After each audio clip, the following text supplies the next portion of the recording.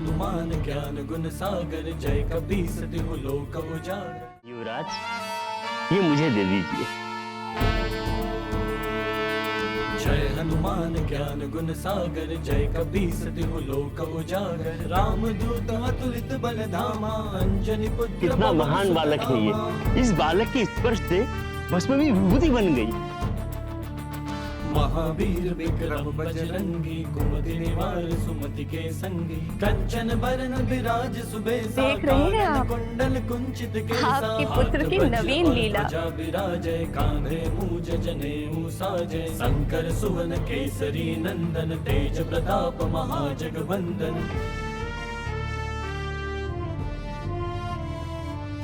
विद्यावान गुणी अति चातुर, राम काज करिबे को आतुर। प्रभु चरित्र सुनिबे को रसिया, राम हे गौरी शंकर, 10 ही दिन में मेरा पुत्र 5 वर्ष के बालकों जैसा दिखने लगा है। यदि वह इसी शीघ्रता से बढ़ता रहा तो जल्द ही मैं उसकी बाल लीलाओं के आनंद से वंचित हो जाऊंगी। कृपा करे प्रभु, और उसे उसकी आयु के अनुरूप ही बढ़ने दे, ताकि मैं उसकी बाल लीलाओं का आनंद ले सकूं।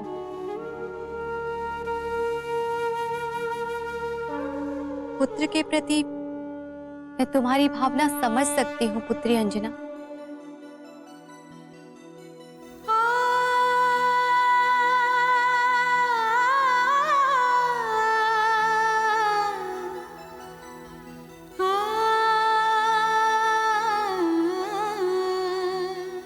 हे भोलेनाथ,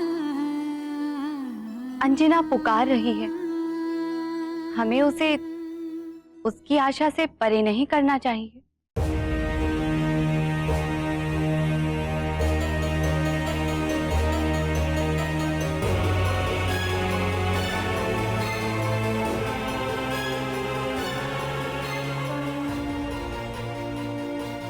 सागर को नदी में,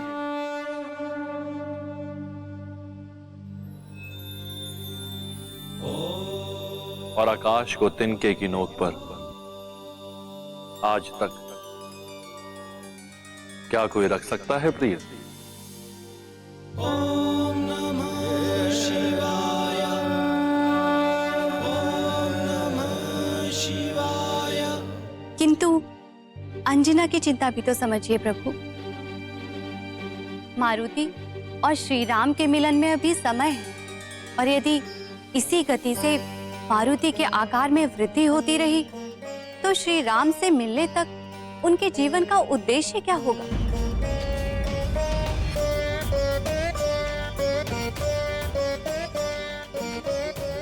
स्वामी, क्या आप मारुति की मधुर नटखट बाल लीलाओं का आनंद नहीं लेना चाहते? प्रिय, मैं स्वयं मारुति की बाल लीलाओं से नित्य आनंदित होता रहता हूँ। हे नाथ, आपसे विनती है, अब तो अंजना की प्रार्थना स्वीकार कीजिए प्रभु।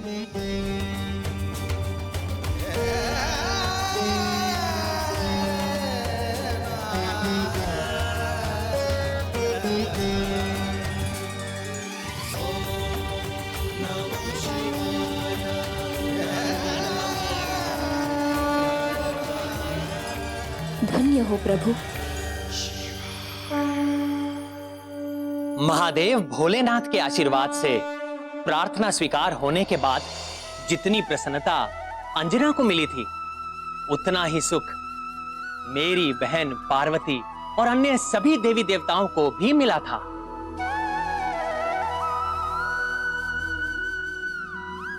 किंतु शंभ साधन वन में वृक्षासुर मारुति के वन के निकट आने की ताक में था।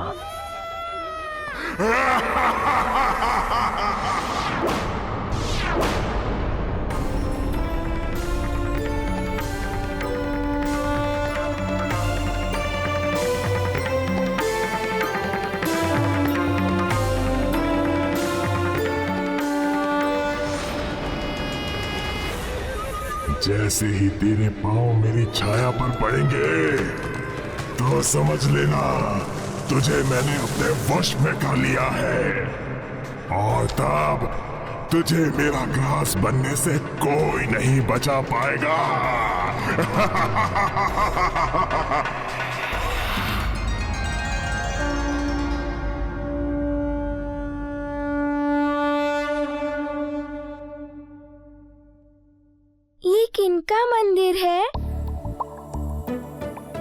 देवी ललिता अम्बा का। ये देवी ललिता अम्बा कौन है? हमारी कुल देवी है। तन मन से अग्रजित होकर कुल देवी ललिता अम्बा के दर्शन करना हमारी कुल देवी का आशीष हमारे कुल के उज्जवल भविष्य के लिए अति आवश्यक है। वो तो सबकी पूज्य माँ है। आपकी भी? हाँ, मेरी भी, सबकी माँ। आपकी और नानी की भी? हाँ हाँ, नानी की भी माँ। अब ऊपर चलकर देवी ललिता अम्बा का ध्यान करना।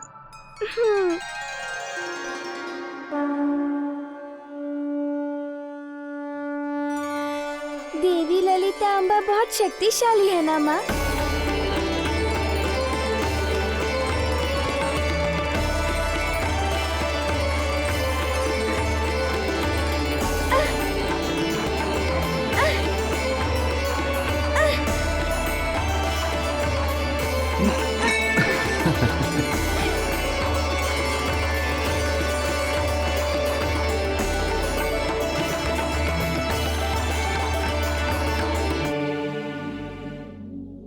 मंत्री जी, आपकी सतर्कता अनिवार्य है। पूरी तरह चौकन्ना रहिए। महाराज, हम पूरी तरह से सतर्क हैं। आप आश्वस्त रहिए। वन में खड़ा दुष्ट, चालाक व कपटी वृक्षासुर शंभ साधन वन और सुमेरु राज्य की सीमा के बीच हुए समझौते का उल्लंघन तो कर ही रहा था, वो भी बड़ी चालाकी से। केसरी भली भांति जानते थे कि चालाक वृक्षासुर कभी भी अपना कपटी रूप दिखा सकता है, अतः उन्होंने सभी को सतर्क रहने की चेतावनी दे रखी थी। हाथ से निकला अखेट पुनः चंगुल में आ रहा है। घात लगाकर पकड़ूंगा, बचकर जाने नहीं दूंगा। मैं और मेरे सारे सैनिक चारों ओर से सतर्क हैं। आप निश्चिंत होकर कुल देवी के दर्शन कीजिए महाराज। पर इस जगह की शांति को देखकर अभी तक तो वृक्षासुर के अतिक्रमण का आभास नहीं हो रहा है। जी महाराज।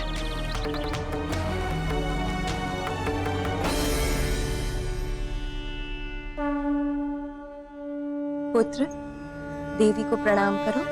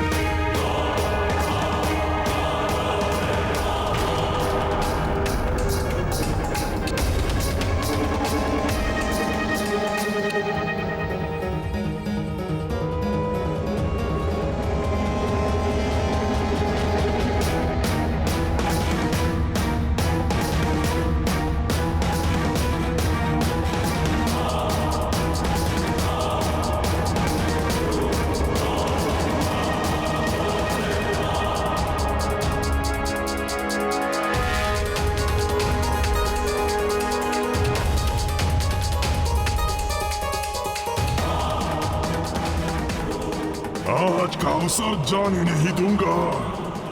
आज अपने पिता की मृत्यु का बदला अवश्य लूंगा।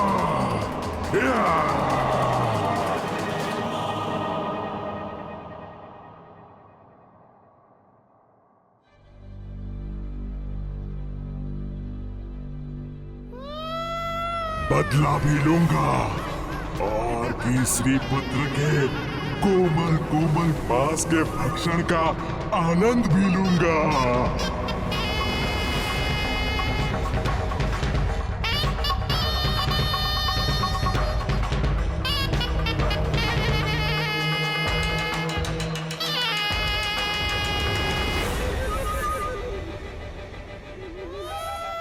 मारुति अंततः सुमेरु और शंभ साधन वन के सीमा के घेरे के निकट पहुंच जाता है।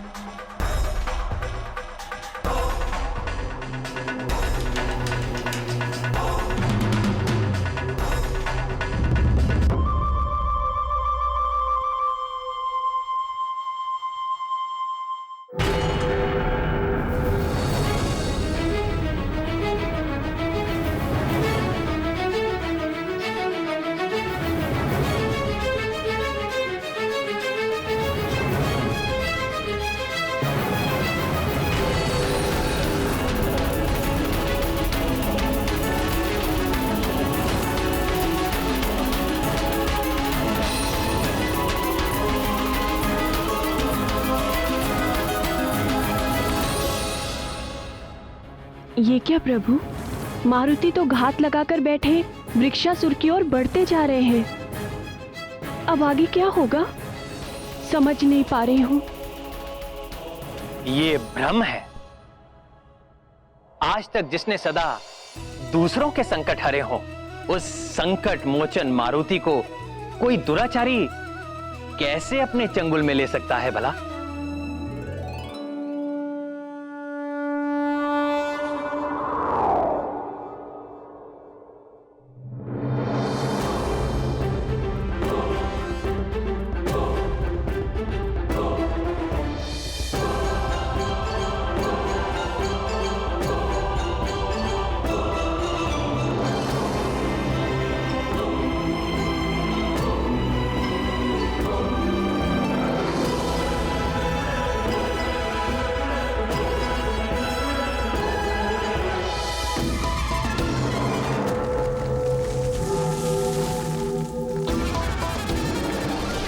भगवान श्री विष्णु के छठे अवतार भगवान परशुराम की कथा सुनाऊंगा। परशुराम की कथा सुनाऊंगा। भगवान परशुराम की कथा सुनाऊंगा। परशुराम परशुराम परशुराम।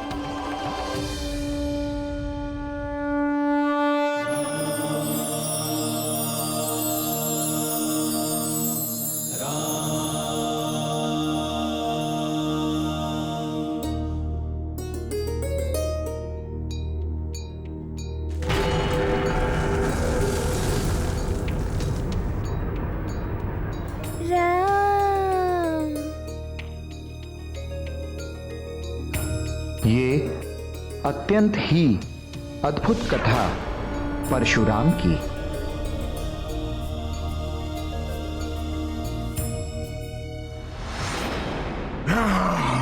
ऐसे कैसे संभव हुआ? कैसे निकल गया हाथ से? किंतु कथा सुनाने से पूर्व मुझे बताओ कि भगवान श्री विष्णु का त्रिअक्षरी मंत्र किस किस को स्मरण है? सुषेण तुम कहो। हरिओम। उत्तम, अति उत्तम। अब बताओ भगवान श्री विष्णु का अष्टाक्षरी मंत्र किस किस को स्मरण है?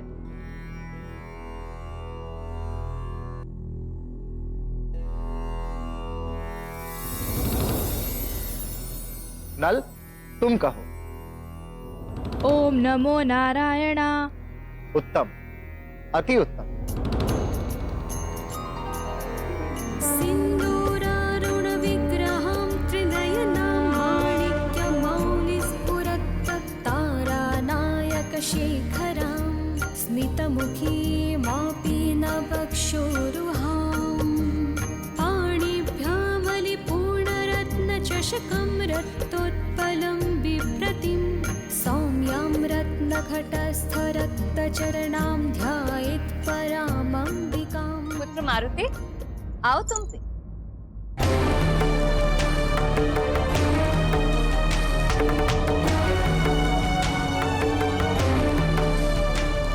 महाराज, मारुति कहीं दिख नहीं रहा। अरे यही तो थे।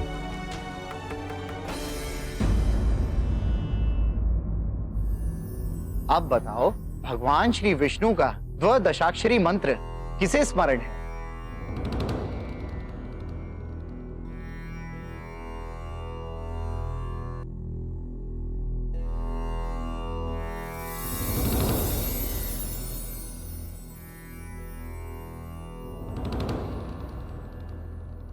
नील, तुम कहो।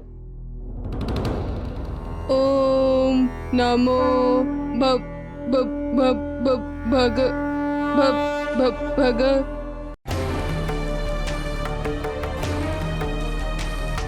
मारुति, मारुति, मारुति, मारुति, मारुति।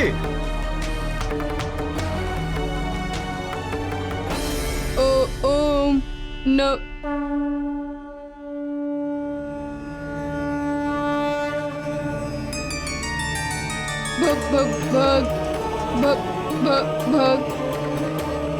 ओम नमो भगवते वासुदेवाय।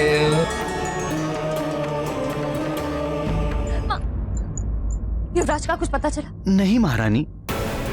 मारुति,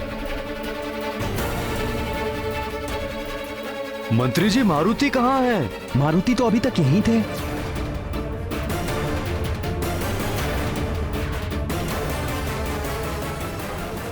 ओम नमो वासुदेवाय नमः।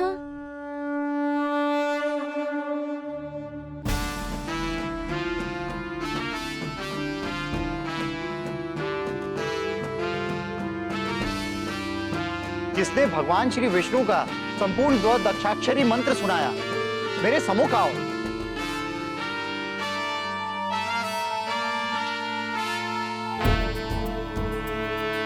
जय हनुमान ज्ञान गुण सागर, जय कपीस तिहु लोक उजागर। रामदूत अतुलित बल धामा, अंजनी पुत्र पवन सुत नामा। हृदयनाथ, द्वादशाक्षरी मंत्र तो मारुति ने देवी सरस्वती के मुख से गर्भ अवस्था के समय ही सुन लिया था और वह मंत्र मारुति को पूरा पूरा स्मरण था। केवल मारुति ही नहीं, गर्भावस्था के समय साधारण से साधारण शिशु भी अपने माता के व्यवहार में लाए गए हर कार्य को सुनता समझता है और अपने स्वभाव में धारण करता है। यह सत्य है। शिशु के उज्जवल भविष्य को ध्यान में रखकर माता को भी अपना व्यवहार सदा अच्छा रखना चाहिए। माँ यदि चाहे तो गर्भावस्था में ही अपने शिशु का भविष्य रच सकती है। मारुति जैसे बुद्धिमान व पराक्रमी संतान को पाकर अंजना और केसरी ने अवश्य ही सौभाग्यशाली होने का गौरव प्राप्त किया है। निस्संदेह मारुति जैसे पुत्र को पाना किसी भी माता पिता के लिए सौभाग्य की ही तो बात है। रुको। प्रणाम ऋषिवर। प्रणाम ऋषिवर। यशस्वी भव। नन्हे युवराज मारुति, आपका भी हार्दिक स्वागत है। मुझे प्रसन्नता है कि युवराज मारुति ने पाठशाला में आते ही अपनी कुशाग्र बुद्धि का परिचय दिया है। बिना शिक्षा प्रारंभ किए ही इन्हें जो मंत्र ज्ञात है वो हमारी कक्षा के किसी भी विद्यार्थी को स्मरण नहीं था। ये अवश्य ही युवराज के उज्जवल भविष्य के लक्षण हैं।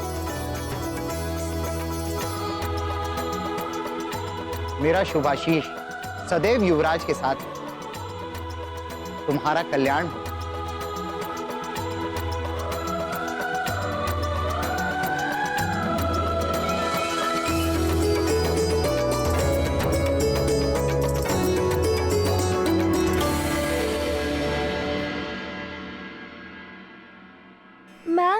ये पाठशाला क्या होती है? पाठशाला विद्या का मंदिर होता है, जहाँ शिक्षा और ज्ञान की बातें बताई जाती हैं।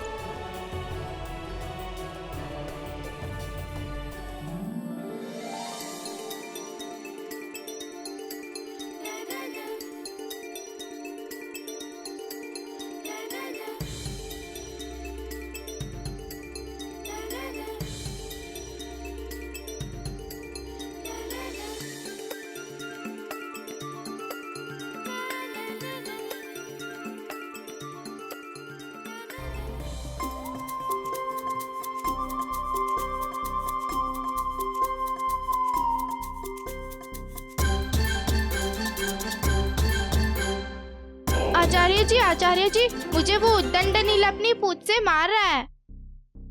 नील, तुम्हें ऐसा नहीं करना चाहिए।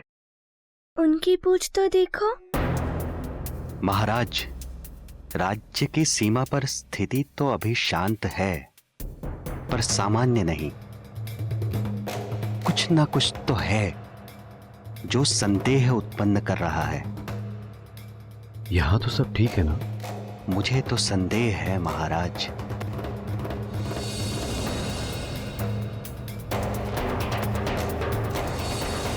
आपसे एक निवेदन करना चाहता हूं। निवेदन नहीं, आदेश दीजिए, हमें प्रसन्नता होगी। सुरक्षावश यदि आप बच्चों की पाठशाला की कक्षा राजभवन की वाटिका में लगाएं और वहीं पाठ पढ़ाने की कृपा करें तो ये राज्य की सुरक्षा के हित में रहेगा। ऐसा ही होगा महाराज, आप निश्चिंत रहिए। शीघ्र ही विद्यार्थियों की पाठशाला की कक्षा राजभवन की वाटिका में लगी। प्रणाम ऋषिवर।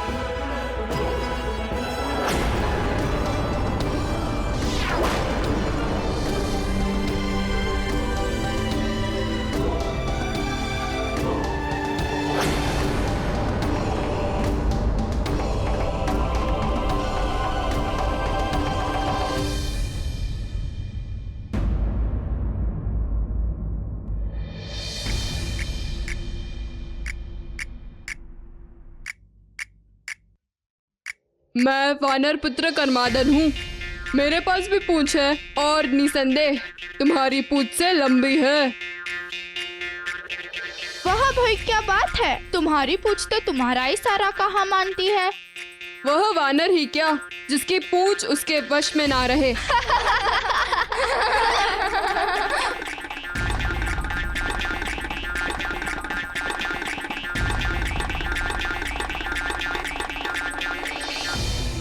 बालक मन की दुविधा जितनी सरल होती है, उसका उत्तर ढूंढना उतना ही अधिक कठिन होता है।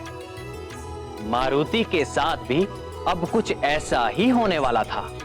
उनका मन अब व्याकुल था।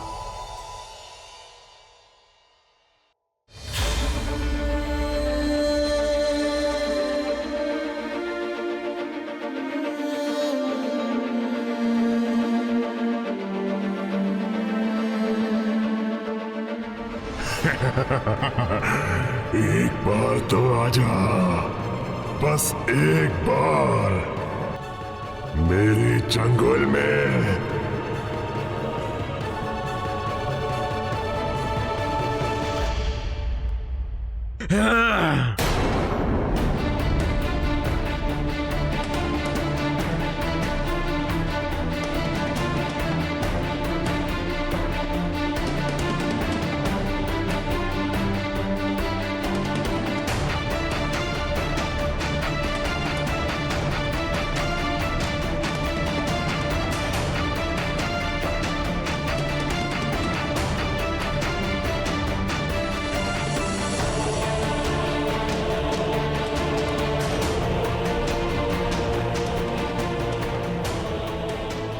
हमारी संतानें ही हमारा भविष्य हैं। मंत्री जी, पाठशाला के बालकों के लिए शीघ्र ही भवन के प्रांगण में एक सुरक्षित व्यवस्था कीजिए। जी महाराज। विपरीत परिस्थिति में हमें सतर्क रहना होगा और सुरक्षित भी। मैं शीघ्र ही अपनी देखरेख में सारी व्यवस्था करवाता हूं। आप निश्चिंत रहिए महाराज।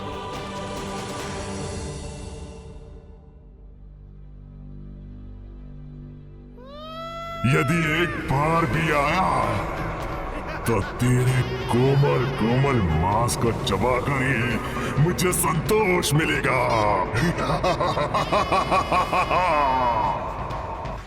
प्राण वल्लभ, कौन थे वे साधारण वानर बालक जिन्हें केसरी वृक्षासुर की पहुंच से दूर रखने का प्रयास कर रहे थे? हाँ प्रिय, वो सभी वानर बालक साधारण नहीं थे। वो तो भिन्न भिन्न देवताओं के अंश थे, जो मेरी ही आज्ञा से उन्हीं देवताओं के द्वारा पृथ्वी लोक पर भेजे गए थे। देवताओं के अंश? आपकी आज्ञा से? ऐसी क्या आवश्यकता आ पड़ी थी प्रभु? हाँ प्रिय, आवश्यकता तो आ ही पड़ी थी। बात उस समय की है जब अत्याचारी रावण के आतंक से दुखी और त्रस्त होकर ब्रह्मदेव के साथ सभी देवता, यक्ष, गंधर्व और भूदेवी वैकुंठ लोक में मेरे नारायण स्वरूप से मिलने आए थे। तब मैंने ही उन देवताओं को अपने रामावतार के समय अपने अपने अंश को पृथ्वी लोक पर भेजने की आज्ञा दी थी। हे प्रभु, क्या उस आतताई से हमें कभी मुक्ति नहीं मिल पाएगी? आप निराश न हो ब्राह्मण। मेरी प्रतिज्ञा है कि जब जब गौ माता, विप्रजन, संत समुदाय और देवताओं पर विपत्ति आएगी, जब जब अविश्वास, अनाचार और अधर्म की वृद्धि होगी और धर्म की हानि होगी, जब भक्त मेरा उपहास करेंगे, मेरी भक्ति को अंधविश्वास समझेंगे, तब मैं सज्जनों की रक्षा के लिए और दुर्जनों के विनाश के लिए यज्ञ की वैदिक मर्यादा और धर्म की स्थापना के लिए मैं अवतार लूंगा। अहंकार सदैव पतन का कारण होता है। रावण के भी विनाश का कारण उसका अहंकार बनेगा, क्योंकि शीघ्र ही मैं मनुष्य रूप में अवतार लेकर दुराचारी रावण का वध कर दूंगा। हे पुरुषोत्तम, हमें क्या करना होगा? आदेश दीजिए प्रभु। आप सब भी पृथ्वी पर अपने अपने अंशों से वानर कुल और ऋक्ष कुल में अवतार लीजिए। समय आने पर रावण के विरुद्ध धर्म युद्ध में मैं आपकी सहायता लूंगा। मेरा ये अवतार मर्यादा पुरुषोत्तम के नाम से प्रसिद्ध होगा। अच्छा नाथ, उन देवताओं ने किस किस रूप में अपने अंश को पृथ्वी पर भेजा? प्रिय, राम कार्य में सहायता के लिए ब्रह्मदेव के पुत्र प्रिय जामवंती के पिता और मेरे ससुर ऋक्षराज जामवान तो पहले से ही पृथ्वी पर उपस्थित थे, और महादेव शिव ने भी अपने अंश को अंजनी पुत्र मारुति के रूप में इस धरती पर भेजकर हम सबको धन्य कर दिया था। हम सबको ये जानना आवश्यक है, और इनके अलावा पृथ्वी लोक पर देवताओं के दिव्य और सुंदर अंश के रूप में अग्निदेव से नील, विश्वकर्मा से नल, धन कुबेर से गंधमादन, चंद्रदेव से दधिमुख, वरुण से सुषेण, और सुषेण को धनवंतरी जी का भी विशेष आशीर्वाद प्राप्त था, और ऋक्षराज को वरदान में मिले 2 पुत्रों में से सुग्रीव सूर्यदेव का अंश था और वाली इंद्रदेव का।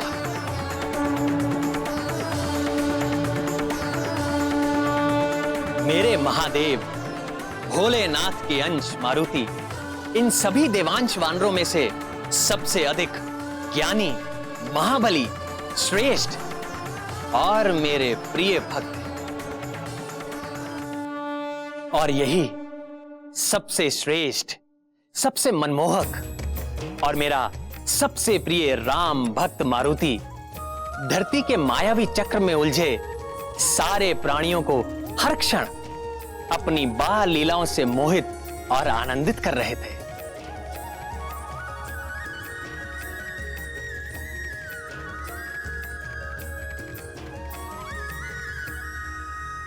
और वृक्षासुर मारुति को जकड़ने हेतु व्यग्र हो रहा था।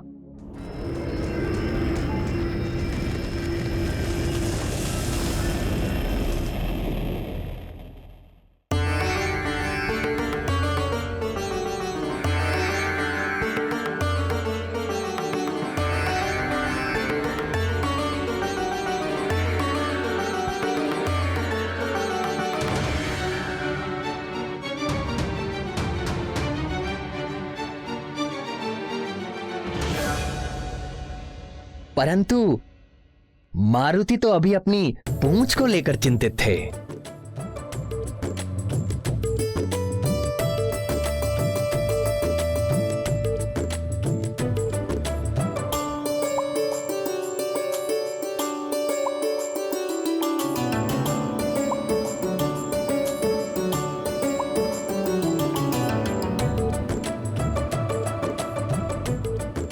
उनकी पूंछ तो देखो, उनकी पूंछ तो बड़े काम की है।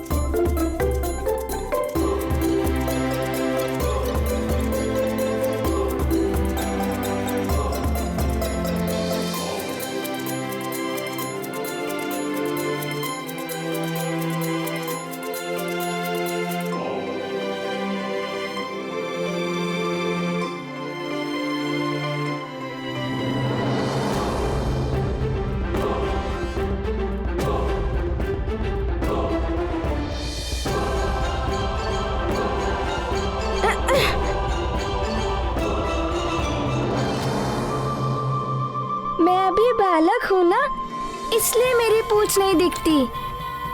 हो सकता है जब मैं पिताजी की तरह बड़ा और बलवान बनूंगा तब मेरी पूंछ भी बड़ी हो जाएगी।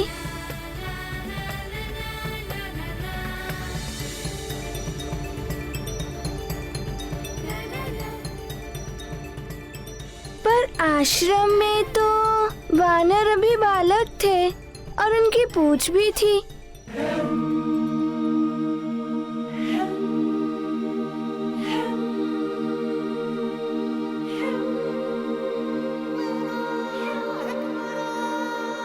किंतु मेरी क्यों नहीं दिखाई देती?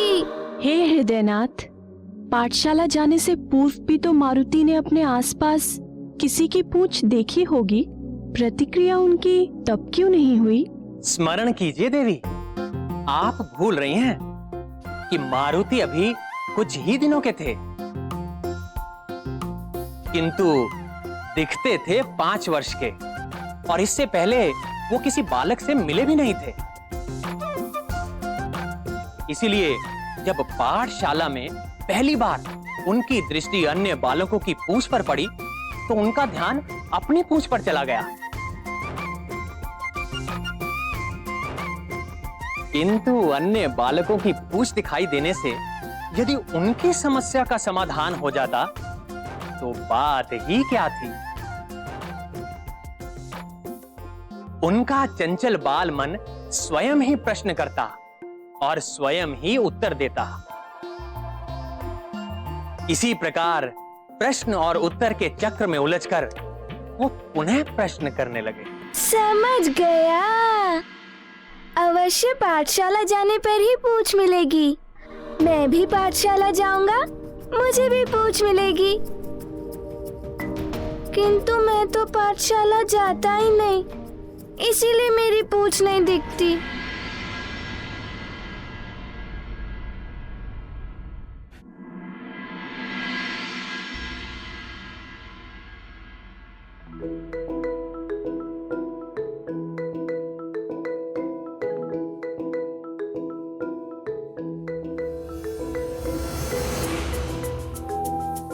अरे ये किसकी पूंछ है? पर ये छाया तो मेरी है।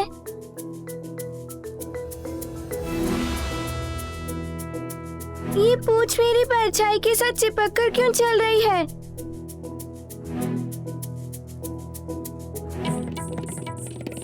क्या कोई मेरे साथ चालाकी कर रहा है?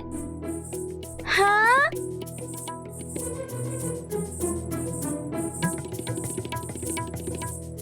यहाँ तो दिखाई दे रही है, पर घूमकर देख रहा हूँ तो नहीं दिख रही है।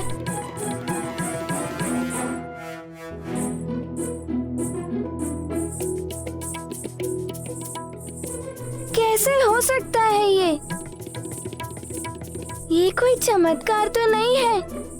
वहाँ दिखाई देती है और यहाँ नहीं दिखाई देती।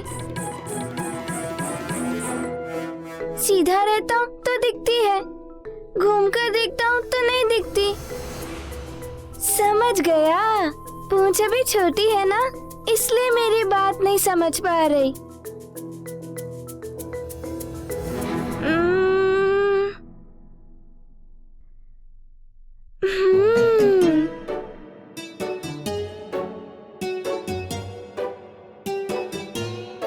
अरे पूंछ तो छुप गई।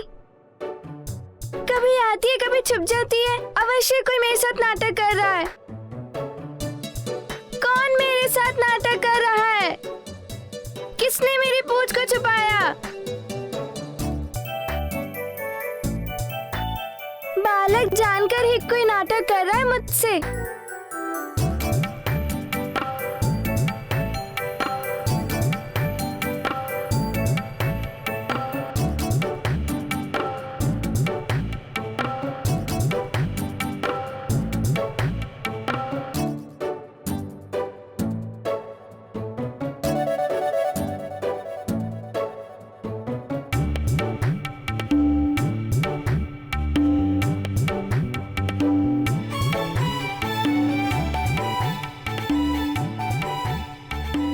दर्पण में तो आगे पीछे दोनों ही दिख रहे हैं। अभी पूंछ का सच सामने आ जाएगा, फिर मुझे कौन छल पाएगा?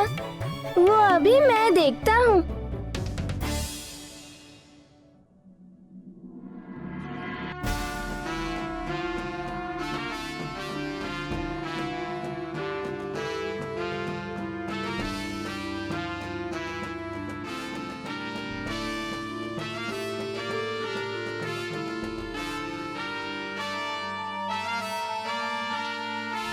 पवन तनय संकट हरन मंगल मूर्ति रूप राम लखन सीता सहित। अरे मेरी पूंछ तो मुझसे ही जुड़ी हुई है। अब तक जो मैं देख नहीं पा रहा था, मेरी पूंछ मुझसे जुड़ी हुई थी। राम राम जय राम, राम राम जय राम